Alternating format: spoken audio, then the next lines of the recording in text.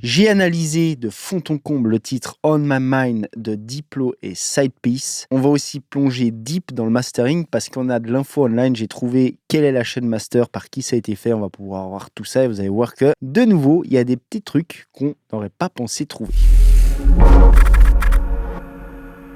Avant qu'on commence les amis, si vous voulez suivre mes sessions au studio en direct sur des vidéos non coupées, vous voulez apprendre en me regardant bosser sur des sessions de mes clients, mais aussi de production, de sound design, de tout plein de choses, si vous voulez apprendre sous la forme du mentorat, j'ai mis en place un abonnement VIP. Je vous mets toutes les infos et tous les liens dans la description si ça vous intéresse, allez checker. Ok, alors on commence par les credits. Il y a une flopée de credits. Pourquoi ? Parce qu'il y a des samples qui ont été utilisés, notamment Missy Elliott pour la voix. Il y a aussi, si on regarde Sting, j'ai pas bien compris, c'est sûrement qu'il a dû utiliser un sample en vrai d'une de ses tracks, mais j'ai pas retrouvé le sample. Commentez si vous avez les infos. Et donc produit par Diplo et Sidepiece, donc les deux artistes, techniquement 3 parce que Sidepiece sont 2. C'est sorti sur Higher Ground Records, qui est un sous-groupe en gros de Warner Music, on va dire. Alors pour info, la voix a été samplée sur une track de Missy Elliott de 96. On va regarder tout de suite. C'est le bout de voix qu'on va entendre là.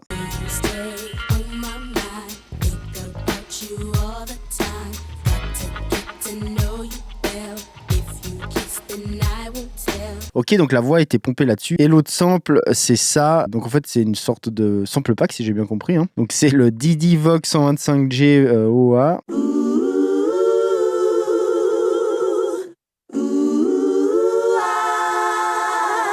Donc ça, c'est les voix qu'on a au tout début du titre ici.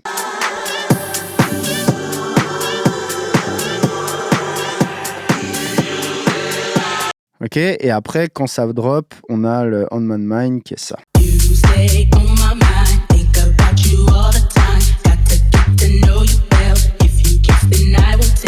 Ok, donc regardons les petites stats techniques, les waveforms statistiques. Donc on est sur un truc qui est super dynamique et pas fort du tout. Non, bien sûr, je déconne. On est, on va dire, ultra loud. Mais c'est très bien fait, franchement, ça sonne très bien, ça sonne punchy. Ça sonne en moyenne, on va dire, à -6 en short. Petite chose importante à remarquer, c'est que ce titre, ils ont choisi, alors monsieur Prestolesi ou Pretolesi, je sais jamais le dire.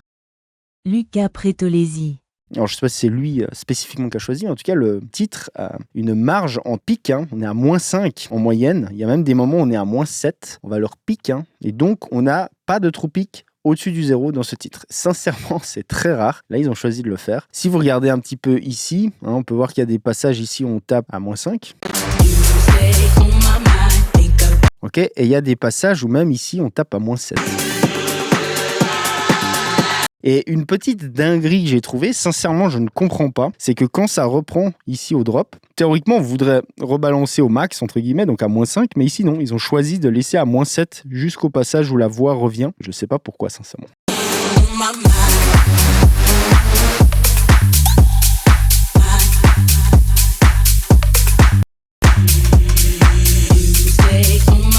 Bon, en vrai, c'est, on va dire, on ne le sent pas vraiment à 0,2 dB, on le sent pas, mais franchement, perso, moi j'aurais rebalancé ici à -0,5 aussi, pour rebalancer le max de la sauce, entre guillemets, quand ça redrop. Allez savoir pourquoi ils ont fait ça, en tout cas, c'est ce que c'est les choix. Petite info aussi, hein, les tracks, si jamais moi je les achète en Waves, donc ça c'est les vrais masters faits, c'est pas des trucs ripés ou quoi que ce soit, ou du MP3, c'est les vrais formats high-res entre guillemets. Si jamais, hein, pour ceux qui me demandent de temps en temps où est-ce que je les chope tout simplement sur Beatport, sur des sites où on peut acheter des masters, hein, tout simplement. Ok, maintenant on va analyser un petit peu le mixage, on va voir ce qui a été fait. Ensuite, en fin de vidéo, je vais vous montrer exactement ce qui a été fait sur la chaîne master, parce que comme je vous l'ai dit en début de vidéo, on a la ressource online, vous allez voir que c'est un mastering qui est très très simple. Donc en termes de mix, hein, on va commencer, je pense, par l'élément le plus important, c'est kick bass ultra devant, ultra loud, c'est-à-dire que le kick et la basse sont vraiment au centre du mix, ils sont devant la voix entre guillemets, hein, la voix est au second plan.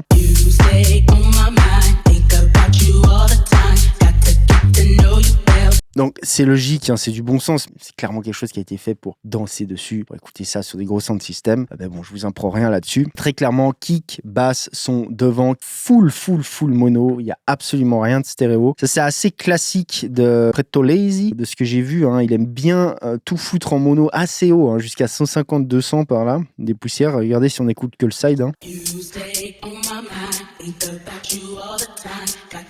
On a voix, hâte et juste la reverb du clap. terminé. Dans le S, on n'a absolument rien d'autre. Tout le reste, c'est full centré mono, ultra punchy, et du coup, ça marche très bien comme ça aussi. Hein. Ensuite, si on écoute bien le hat est spread, il est un petit peu genre gauche-droite delayé.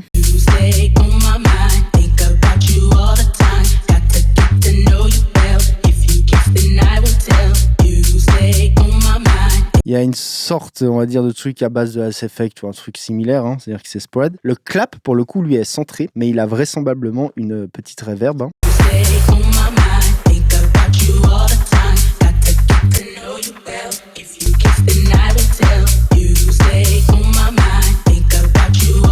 Vous voyez que là, il y a une espèce de ride qui vient par-dessus. La ride est full mono centrée aussi. Hein. Donc, c'est genre juste mixé de manière super efficace. C'est super mono compatible en vrai. Hein. Ça, si on l'écoute en mono, franchement...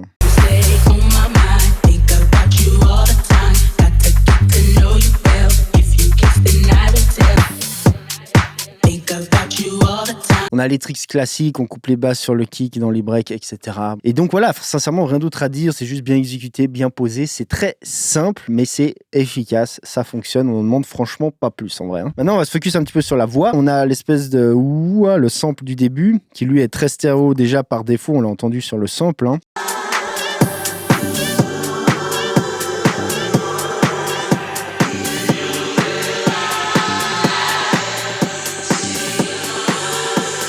Là, on a le classique tricks de la voix qui arrive loin derrière au début, qui est que dans la reverb et qui vient gentiment et qui du coup donne un super contraste entre le moment du break et le moment où ça drop, où du coup elle est beaucoup plus devant. Il y a de la reverb dessus hein, tout du long, mais par rapport à là, ça crée un effet de profondeur, un truc qui arrive dans le fond et hop, qui revient in your face comme ça. Donc ça, c'est très classique, mais là, c'est de nouveau très bien exécuté. La reverb qui a été utilisée pour ça, personnellement, moi, d'après mes goûts,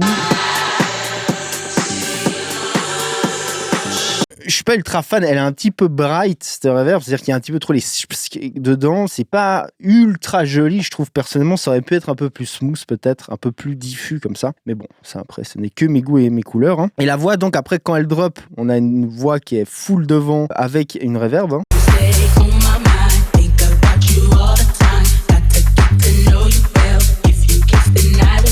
On a une reverb qui est plutôt assez courte, genre plate, riche, hein, qui vient un petit peu comme ça, on va dire remplir les trous, entre guillemets. On l'entend un peu mieux si on se met sur les sides, si on écoute que les sides.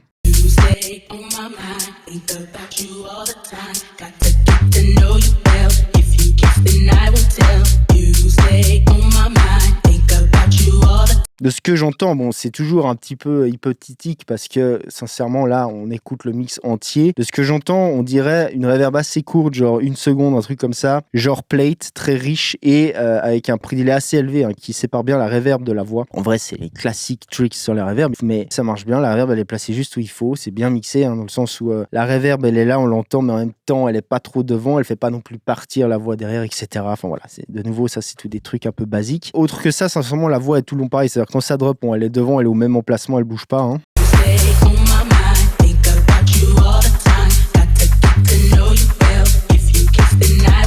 Un truc à dire, c'est qu'il y a des fins de phrases, des fins de mots en back qui sont doublés, mais ça, c'était vraisemblablement aussi dans le sample d'origine, hein, dans l'acapella en fait, qu'il a utilisé tout simplement. Rien à dire de plus. Et donc pour le mixage, en vrai, franchement, ça s'arrête là. Après le reste, il y a quelques petits trucs, il y a une petite perque après qu'on peut voir se balader un peu là d'un côté à droite et qui fait une réponse avec un truc à gauche, si on écoute bien.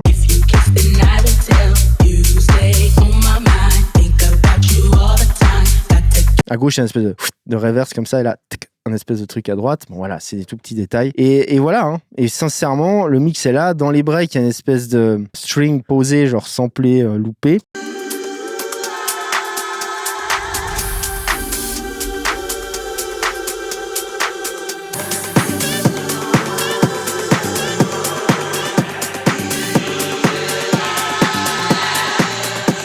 Je me demande si le truc de Sting, c'est pas le point, on dirait une sorte de one shot d'un bout de saxo là.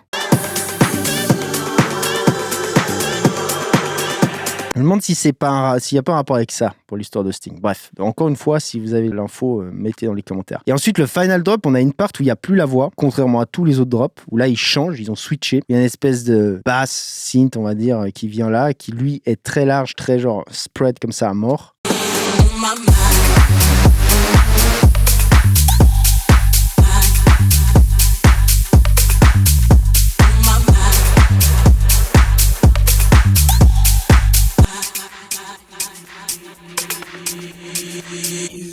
Et à la fin, ça repart comme c'était au début. Donc, vous voyez qu'en termes d'arrangement, c'est aussi simple. Hein. En vrai, on a vraiment intro, build-up, drop, deux grosses parties de drop. On a une sorte de build-down qui redescend, rebreak, ça rebuild-up et redrop de fin. Et voilà, terminé. Maintenant, globalement, si on va un peu plus sur l'aspect master, le son du master, pour ma part, je le trouve un poil quand même en smile, c'est-à-dire ce qu'on appelle smile, c'est beaucoup de basses, beaucoup d'aigus. Bon, ce genre de musique, c'est souvent un petit peu la tone qui en ressort, c'est souvent un petit peu les curves qui en sortent. C'est très bassu, très bright. Et généralement, c'est un peu creusé dans les mids. C'est une esthétique, hein, tout simplement. Mais ici, perso, je trouve que peut-être la voix aurait pu avoir un poil plus de présence dans les mids. Un poil. Hein. Et vous allez voir qu'en vrai, le tonal balance, il confirme un petit peu mes dires. En soi, c'est pas une faute. Si vous checkez ce genre de musique, ainsi que de la techno et plein d'autres sous-genres, c'est souvent le cas. Vous verrez souvent que c'est un peu creusé ici et que c'est un peu bright ici et beaucoup de basses. C'est souvent ce genre de formes qui en ressortent. Et ici, c'est très classique. Donc, c'est absolument pas une faute, c'est juste de nouveau un choix esthétique. Si vous regardez, ça confirme un peu.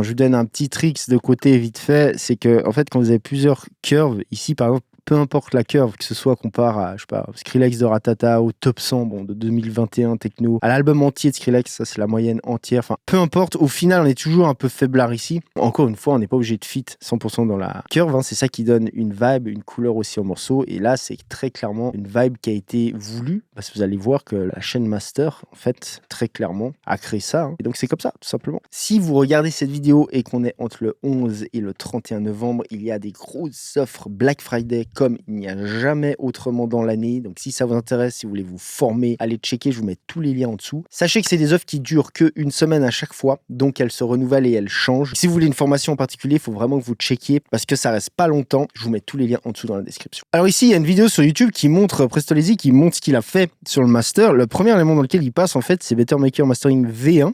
Hein, celui que j'ai là aussi, que vous connaissez si vous suivez le channel. Donc, ce qu'il fait, alors franchement, pour le coup, c'est un truc, moi, qui m'étonne de ouf. Là, quand j'ai vu ça, j'étais là, waouh, j'aurais jamais fait ça perso parce que j'aime pas tant le son. Alors, en vrai, là, ça sonne bien. Il a dû mixer dedans, hein, sincèrement, ça, c'est ce qu'il précise pas. Mais je pense qu'il a fait pas mal de trucs dans la chaîne aussi. Donc, c'est toujours tricky quand, après coup, on montre une chaîne, qu'on a fait des choses dedans. Parce que si on faisait l'inverse, c'est-à-dire que si on avait un mix et qu'on applique la chaîne, on aurait peut-être pas fait ça dans le même ordre et on aurait peut-être pas eu le même résultat. Et là, ce qu'il fait, il fait du pur limiting analo, donc il n'a pas le clipper activé, donc là c'est du full limiting analo. C'est en fait, on peut voir ça vraiment comme une forme de compression, hein. C'est comme un compresseur qui attaque, qui est vraiment rapide, et il laisse 15 ms d'attaque, donc il fait une attaque assez courte, hein, quand même assez fermée, et un release très très court, hein. Donc ok, donc ça réagit très vite au signal, et vous allez voir qu'il y va bien fort en vrai, hein. Of the kick. So check with or without, you can visually see on the screen. Without.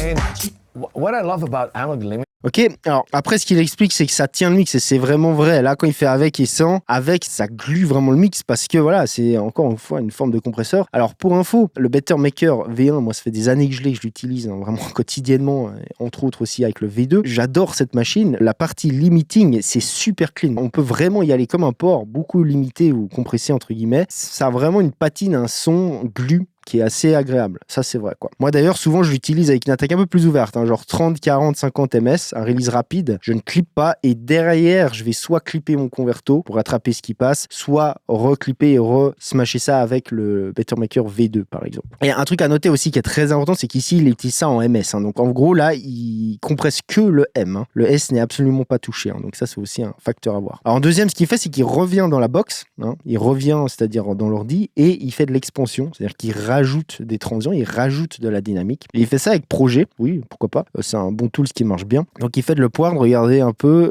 Expansion. So check this.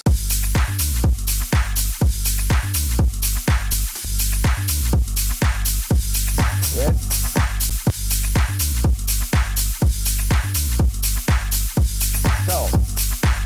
Ok, maintenant un truc qu'il faut noter, c'est que ici, vous pouvez voir, ça c'est la master chain. Hein. Ok, donc là, il a l'insert, il a Better Maker. Il revient à un projet, il fait de l'expansion. Et ensuite, il va dans Lift. Hein. Donc, Lift, c'est un clipper, entre autres choses. Et ensuite, Standard Clip. Donc, en fait, il clip. Il faut bien tenir compte de ça. C'est que là, ce qu'il rajoute comme transition, c'est clipper derrière d'office, en fait. Hein. Et donc, voilà, le troisième maillon de son master, c'est Lift. Donc, ça, c'est son plugin aussi. Attention, pensez bien à ça. C'est qu'évidemment, il place ses plugins. Bon, c'est un très bon plugin, hein, pour le coup. Moi, je l'utilise aussi. Je l'ai, Lift. C'est un très bon plugin, tout à fait capable. Alors, ce qu'il fait là, c'est qu'il rajoute un petit peu de basse. Vous voyez qu'il y a un low shelf là, tout petit peu. Hein, et il clip ensuite. Il active son clipper et il clip dedans. Donc, en gros, il push un peu les basses dans le clipping. Et voilà ce que ça fait, tout simplement. Hein. Après, on peut voir. Practice -3 RMS.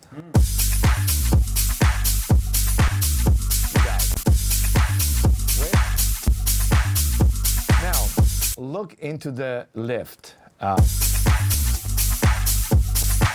So lift is doing a little bit of clipping. I use always the mode 3, which is an emulation of analog clipping. Ok, il explique qu'il utilise le mode 3 qui est une émulation de clipping analogue. Et pour finir, il passe donc dans Standard Clip, donc il clip et là il fait du hard clipping, sans oversampling. Angle, check.